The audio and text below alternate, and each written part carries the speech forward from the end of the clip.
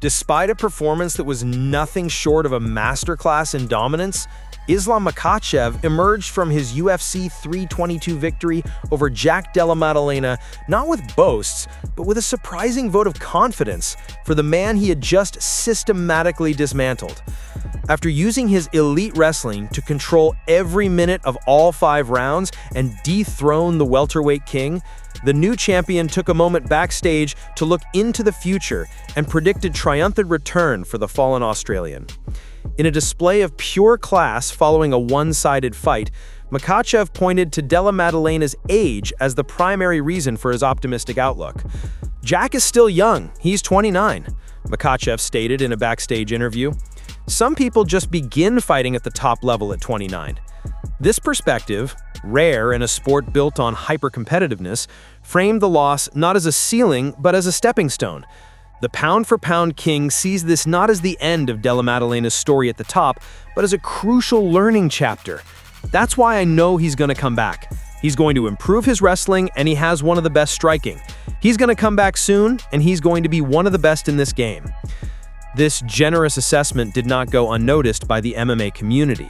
A clip of Makhachev's comments quickly circulated on social media, drawing widespread praise from fans who were struck by the champion's graciousness and victory. The sentiment was overwhelmingly positive, with fans calling the new welterweight king pure class and noting how hard to hate this guy he makes it.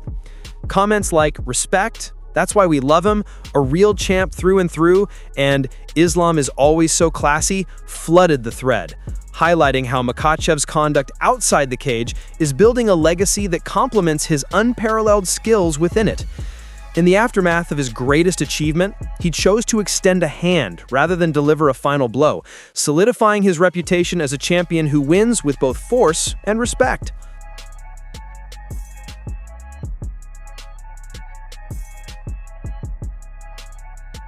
The ramifications of Islam Makhachev's welterweight title victory at UFC 322 are sending seismic shocks through multiple divisions, creating a landscape of uncertainty and stalled ambitions, particularly for lightweight contender Paddy Pimblett. By dominating Della Maddalena to claim the 170-pound strap, Makhachev didn't just become a 2-division champion. He potentially set the stage for one of the biggest super fights in UFC history, a champion versus champion clash with the current lightweight king, Ilia Topuria. This looming mega fight, a prime candidate for the historic White House Card next June, now threatens to derail the carefully laid plans of every top contender waiting in the wings. For Paddy Pimblett, who has been vocally campaigning for a title shot against Topuria since his own win over Michael Chandler, the path forward has suddenly become murky. Recent rumors had suggested the promotion was considering booking Topuria versus Pimblett as the main event for the first UFC card on Paramount in early 2026. However, Topuria's persistent and very public call for a fight with Makhachev, amplified by fan demand, has cast a long shadow over that potential matchup. The success of Makhachev at UFC 322 has made the super fight an even more likely and lucrative possibility, leaving Pimblett in a state of limbo, forced to simply wait and see which way the champions decide to go. In his immediate reaction to the event, Pimblett's frustration was palpable as he acknowledged the power dynamic now in play.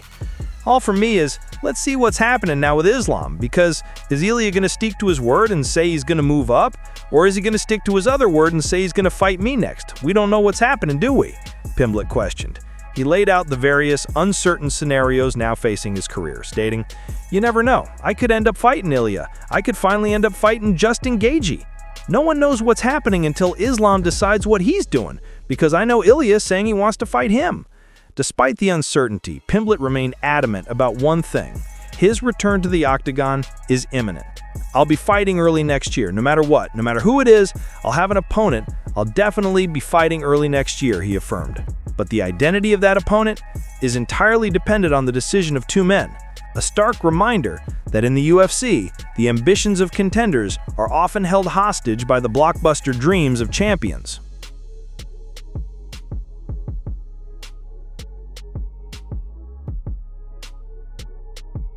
The spotlight of the UFC's highly anticipated debut in Qatar isn't just illuminating the main event, It is also casting a glow on the return of a fighter carrying a name that now commands immense respect across two nations. Alekxandre Topuria, the older brother of the legendary double champion Ilia, steps back into the octagon for what is shaping up to be the toughest challenge of his young career, a pivotal moment that has generated a wave of excitement throughout both the Spanish and Georgian mixed martial arts communities. His second walk to the UFC cage will be against the notoriously tough Bekshot Almakhan, a fighter who has not been finished since 2020, in a bout that represents a significant step up in competition and a clear test from the UFC matchmakers. Yet, despite the daunting nature of the assignment, the atmosphere surrounding Team Topuria is one of absolute unshakable confidence.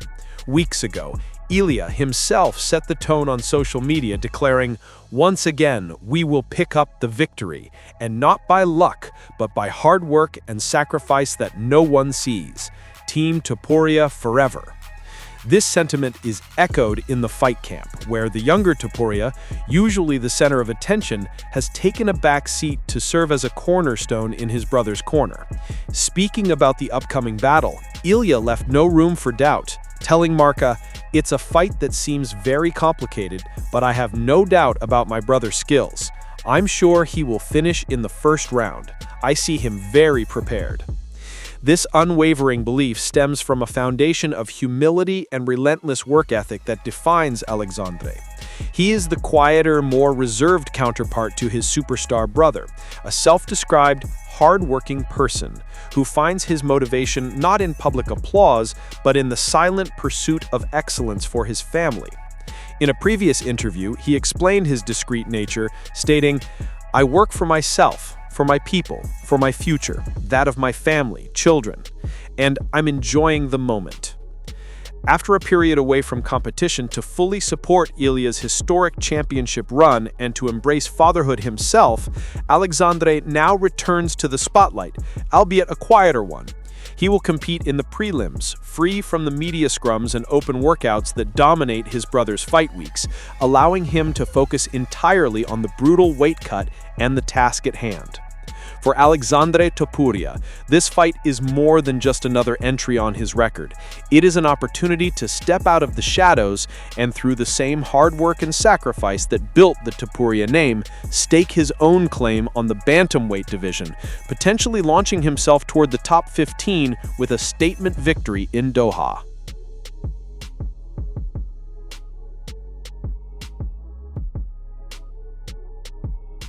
Following Islam Makhachev's victory at UFC 322, Khamzat Chimaev took to Instagram to acknowledge the lightweight champion's performance and clarify the nature of their relationship.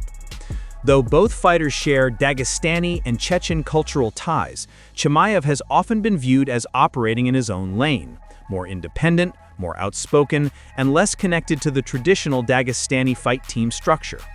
Chimaev wrote, "The wolf and the eagle are not always close, but when it comes to protecting the mountains, they will always protect them together." Makhachev, long associated with the Khabib's father's coaching legacy and the eagle symbol linked to Khabib Nurmagomedov, represents the disciplined, team-oriented Dagestani style. Chimaev, known as the Wolf, has forged a more individualistic path, training across multiple countries and often stating that he stands alone. Unity in success. Even with different mentalities, teams, and public personas, Chimaev acknowledges Makhachev's win as something that reflects positively on their shared roots. The statement sparked discussion among fans, many of whom have long speculated about the nature of the relationship between Chimaev and members of the Dagestani team. Chimaev's message seems to put the focus on cultural unity rather than personal closeness.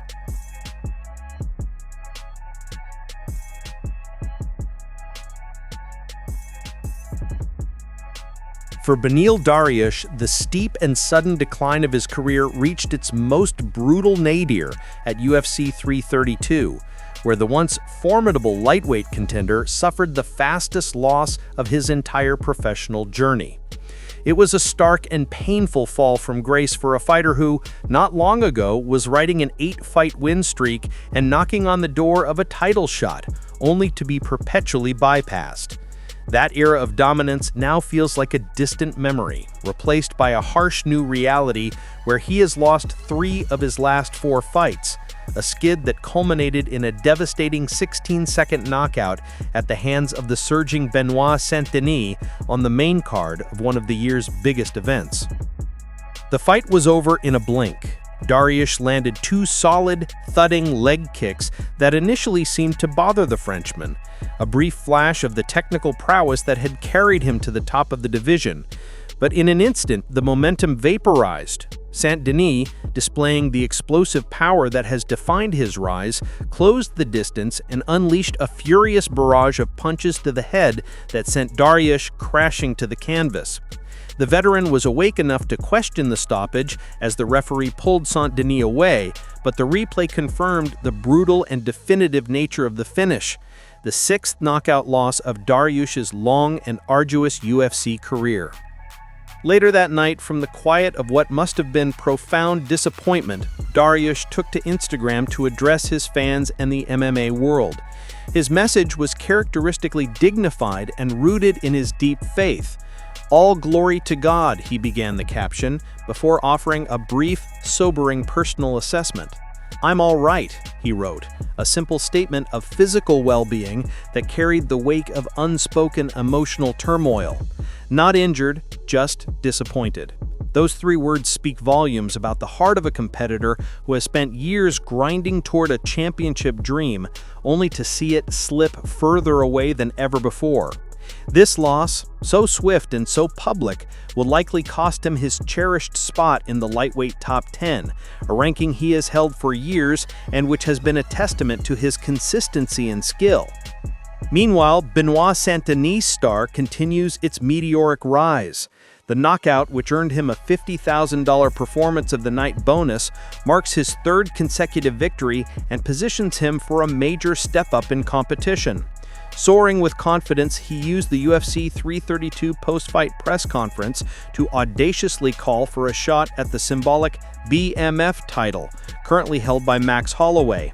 For Saint-Denis, the night was a spectacular launch pad. For Dariush, it was a disorienting and crushing setback that leaves the future of his fighting career shrouded in a cloud of uncertainty, a painful chapter in a story that once seemed destined for a title fight.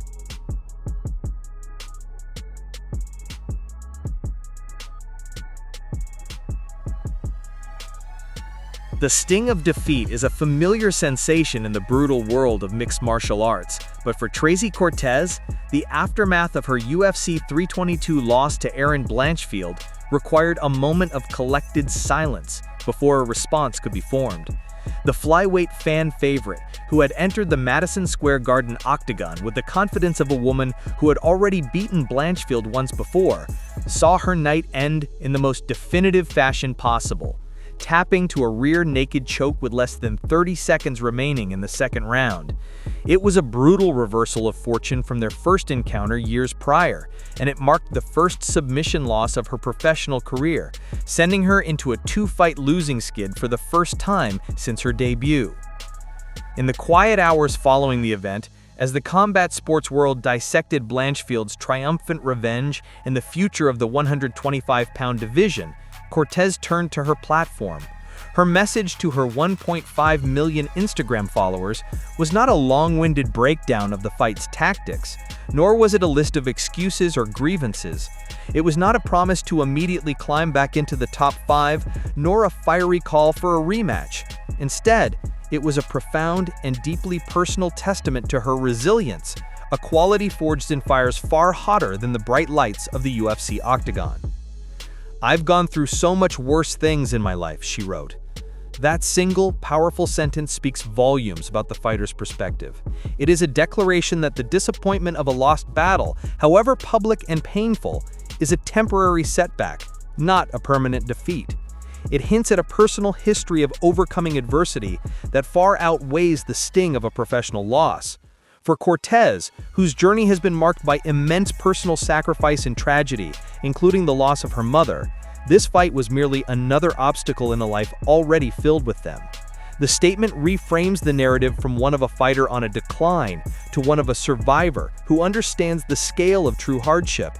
It is a promise, not explicitly stated, but deeply felt, that this defeat will not break her.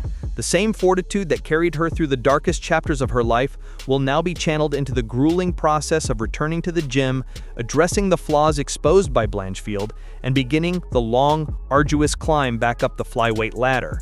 For Tracy Cortez, this isn't an end. It is simply a painful yet temporary detour on a much longer and more significant journey.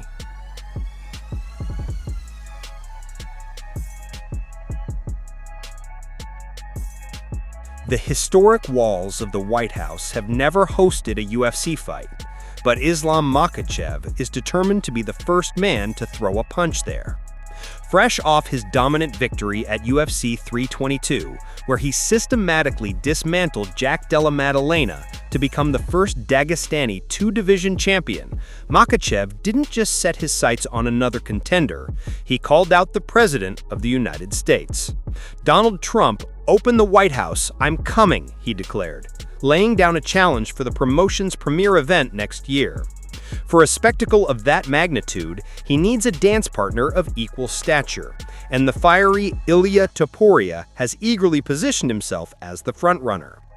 Topuria, the current lightweight king, has not been shy about his desire for the super fight, even expressing his willingness to move up in weight for the chance. However, his method of promotion is to stoke the flames of a rivalry.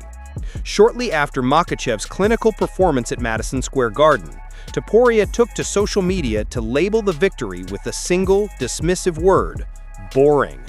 Makhachev, never one for lengthy trash talk, responded in a characteristically symbolic and devastating fashion, posting a video of himself calmly crushing a rose, a direct reference to Topuria's signature emblem. As the animosity builds, a critical logistical question remains. At what weight will this blockbuster fight take place? According to Makhachev's head coach, Javier Mendez, there is only one answer. Mendez revealed that for the Maddalena fight, the weight cut to 170 pounds was significantly easier for Makhachev than his previous brutal cuts to 155 pounds. The UFC dietitian confirmed he was on schedule with nowhere near the same amount of weight to lose. On fight night, Makhachev weighed a robust 185 pounds, proving he is now a natural welterweight. So, he's a good 185-190 pounder right now walking around, Mendez stated, effectively slamming the door on a return to lightweight. This means the path to the super fight is clear. If Topuria truly wants the shot at the White House, he must be the one to move up to the 170-pound division. The brewing rivalry took another turn when Mendez also came to the defense of Della Maddalena, whom Topuria had harshly criticized for his wrestling. "What a disappointment of a champion. You should go to Georgia to learn something," Topuria had written. Mendez pushed back against this, stating, "I read something where he basically made bad remarks about Jack. I think that's just whatever. I don't care for that, because I thought Jack did his best and fought his heart out, and all props go to him, and he's a 10 times better fighter than he proved last night." With the call-out made, the rivalry personal, and the weight class seemingly settled, all that remains is for the UFC to make it official. The collision course between the stoic Dagestani king and the flamboyant Georgian Spaniard is set, with the most unique stage in American history waiting to host it.